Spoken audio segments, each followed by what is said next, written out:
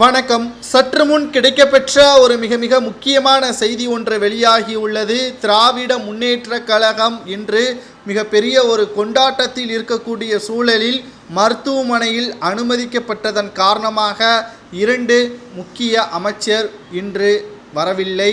குறிப்பாக அமைச்சர் பி.டி. பழனிவேல் தியாகராஜன் அவர்கள், உதயநிதி ஸ்டாலின் அவர்கள் துணை முதல்வர் பதவியேற்கக்கூடிய சூழலில் இன்று மருத்துவமனையில் இருந்ததன் காரணமாக ஆளுநர் மாளிகைக்கு வர முடியாத ஒரு சூழல் ஏற்பட்டதாக தகவல்கள் வெளியாகியுள்ளது.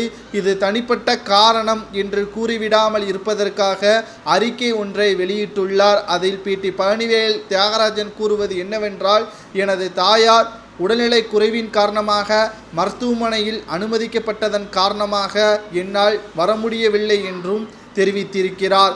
மேலும் இன்று 4 அமைச்சர்கள் பதவி பிரமாணம் செய்யக்கூடிய நிலையில் பி.டி. பழனிவேல் தியாகராஜன் அவர்களுக்கு எப்படியும் மீண்டும் நிதித்துறை வழங்கப்படும் என்று எதிர்பார்க்கப்பட்டது.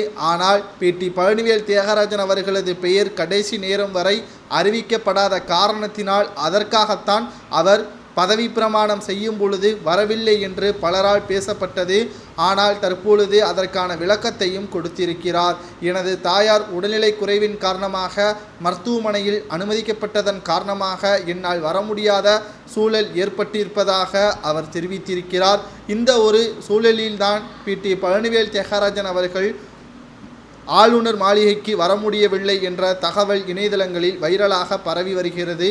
மீண்டும் நிதித்துறை பி.டி. பழனிவேல் தியாகராஜனுக்கு கொடுக்கப்பட்டிருந்தால் நிச்சயமாக தமிழகத்தில் ஒரு மாற்றமே நடந்திருக்கும். ஆனால் பி.டி. பழனிவேல் தியாகராஜன் அவர்களுக்கு நிதித்துறை கொடுக்கவில்லை. அதற்கு காரணமே பதவியேற்று 2வது ஆண்டில் ஸ்டாலினும் அவரது மகனும் கிட்டத்தட்ட 3500 கோடி வரை மெகா ஊழலை செய்திருப்பதாக ஆங்கிலத்தில் ஒரு ஆடியோ ஒன்று வெளியானது. அதில் பி.டி. பழனிவேல் தியாகராஜன் தான் பேசியதாக கூறி அவரது பதவியை பறித்து புதிதாக தொழில்நுட்பத்துறை பதவி வழங்கப்பட்டது. இதனால் மனமுடைந்த பி.டி. பழனிவேல் தியாகராஜன் அவர்கள் பல அரசு நிகழ்ச்சிகளில் கலந்து கொள்வதை தவிர்த்தார். குறிப்பாக ஸ்டாலின் கலந்து கொள்ளக்கூடிய பல நிகழ்ச்சிகளை அவர் தவிர்த்தார். தற்பொழுது இந்த நிகழ்ச்சியும் தவிர்த்ததற்கு அதுதான் காரணம் என்று கூறப்பட்டது. ஆனால் கடைசியில் தெரிவித்துவிட்டார், எனது தாயார் உடல்நிலை கவலைக்கிடமாக இருப்பதன் காரணமாகத்தான் என்னால் நிகழ்ச்சியில் பங்கேற்கவில்லை என்ற அறிவிப்பை வெளியிட்டிருக்கிறார். இதேபோல்தான் அமைச்சர் சிவசங்கர் அவர்கள் லண்டனில் இருப்பதன் காரணமாக அவரும் இன்று நிகழ்ச்சியில் கலந்து கொள்ளவில்லை. இதை பற்றி உங்களது கருத்துக்களை கமெண்டில் கூறுங்கள்.